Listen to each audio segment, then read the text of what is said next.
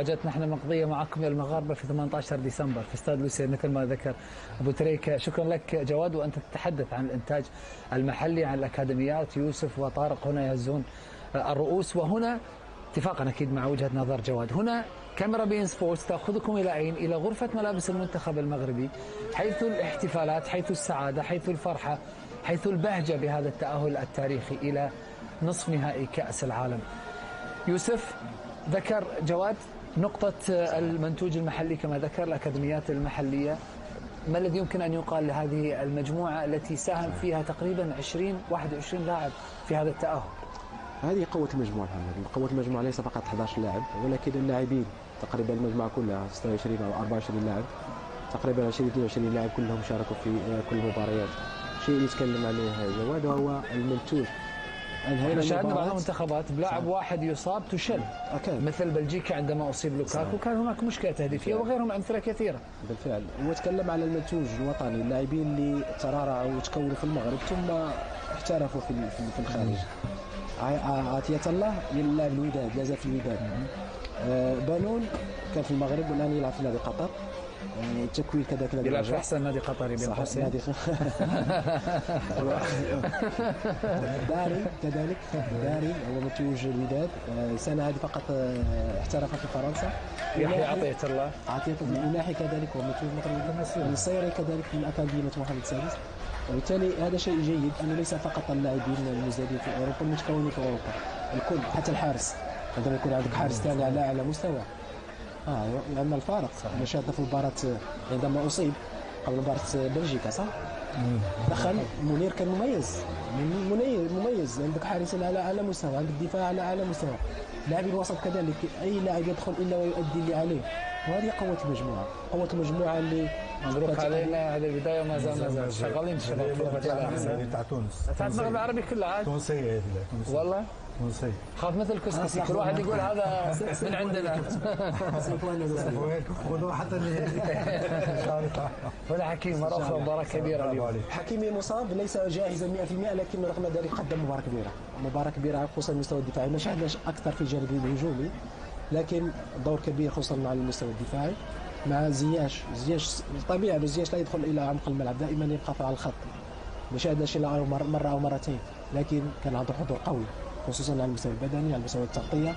غير اسلوب طريقه اللعب، اصبح يلعب 5 لاعبين في الدفاع عندما دخل كريستيانو رونالدو ولعب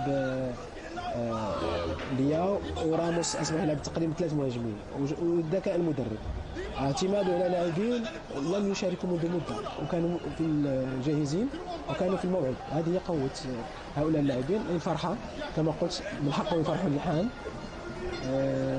غدا ان شاء الله يبدا التحضير للمباراه النصف النهائي. كابتن طارق، سؤال بسيط. الان شعور اللاعبين هو شعور سعاده اكيد، لكن هم يعيشون لحظه لا يعرفون ربما حتى الان قيمه وحجم ما فعلوا. يعني نحن الان بعد 44 سنه من مشاركتك في كاس العالم، احيانا نسالك اسئله عن مشاركتك في كاس العالم اللي مر عليها 44 سنه. فهذه المجموعه صنعت تاريخ راح تكون حديث العالم ل 20 30 40 سنه قادمه. طبيعي اليوم هم عايشين لحظه تاريخيه، لكن انا نقول وين قوه المنتخب المغربي؟ انا اليوم تحضير المباريات، يعني تعودنا احنا الفرق المنتخبات العربيه لما يفوزوا بمباراه كبيره ننسوا المباراه المقبله. وهذه قوه المنتخب المغربي، انه كل مباراه تحسه متعطش للفوز، يحب يمشي الى الامام، يحب يتقدم، يحب يمشي للدور ربع النهائي والنصف النهائي. فاز على بلجيكا قلنا انتهى المنتخب المغربي، خرج من المجموعه الاولى قلنا باش يخسر ضد اسبانيا، ومن بعد فاز على البرتغال. يعني تحضير المباريات هام جدا بالنسبه وهذا هو الاحتراف والعقليه. اليوم فرحه كبيره، لكن بكره باش يدخلوا في المباريات القادمه دور نصف النهائي، وهذا توضح لنا قيمه المنتخب هذا وامكانيات المنتخب هذا ودور المدرب، لانه مو سهل. دور المدرب ما يعيشوش على المباريات اللي فازوا فيها، يحضروا المستقبل. وبرافو للسايس بصراحه القائد، برافو للسايس رغم الاصابه. اللاعب حامل على نفسه، لعب مصاب ولعب تقريبا 70 او 80 دقيقه وقدم مباراه بطوليه منذ بدايه معناتها المونديال. اللاعبين كلهم بصراحه حتى ذاك الاحتياط، وتوضح لنا ان هناك معناتها ليس منتخب فريق، لاعبين يحبوا بعضهم، لاعبين منسجمين مع بعضهم، لاعبين معناتها لما فريق يدافع بالطريقه هذه المنظومه الدفاعيه، لما تشوف الزياش اللي قبل ما شاهدناش يدافع، اليوم شاهدنا الزياش في المباراه الكل يدافع، يرجع يساند الحكيمي، شاهدنا النصيري صحيح بدايه المونديال ما قدرش، لكن لاعب شاهدناه كان يدافع لما يرجع الى الدفاع في الكرات الراسيه، ولهذا فريق متلاحم، فريق عنده معناتها خريطه طريق. كثير اخذ كارت احمر لكن عادي نستمتع عادي بلحظه كان عنده كان يسجل الهدف الثاني هو يتخلى اعتقد هو ناسي انه انطرد من المباراه. لا عادي. هو بكره مش فاكر مش يلعب المباراه الجايه.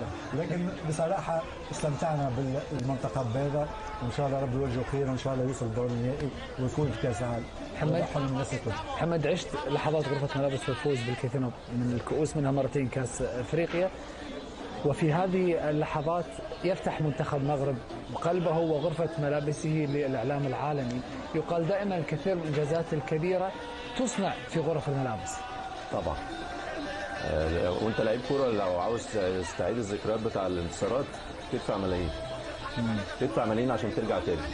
هم مش هيحسوا بقيمه اللحظات دي الا بعدين، هم عايشين اللحظه وفرحانين، بس فرحه فيها تواضع وفيها تفكير في اللي جاي. خلي بالك النقطه دي مهمه قوي يا محمد. اعتقد سايس يقول لحكيمي ترى احنا في سيمي فاينل كاس العالم. ذكرى. افرح فاهم؟ ضحايا حرب. انا شايفهم هم نازلين اصابات. واحد رابط الخلفيه، واحد رابط ايديه، واحد رابط الاماميه، واحد رابط ركبته. حتى في الاستوديو عندنا ضحايا حرب، واحد ناسي صوته في البيت وجاي. والله محمد، فدي يبين لك مدى التضحيه الموجوده، مدى الروح الحلوه الموجوده، وده مش جاي بين يوم وليله، ده عمل مدرب يا محمد. لما المجموعه تبقى جاهزه يغيب منك 4-5 عناصر اساسيه. خط الدفاع النهارده غاب كام لعيب؟ 3 من الاساسيين. حسيت رغم ان انا كنت قلقان قبل بدايه المباراه، حسيت بالفرق؟ لا.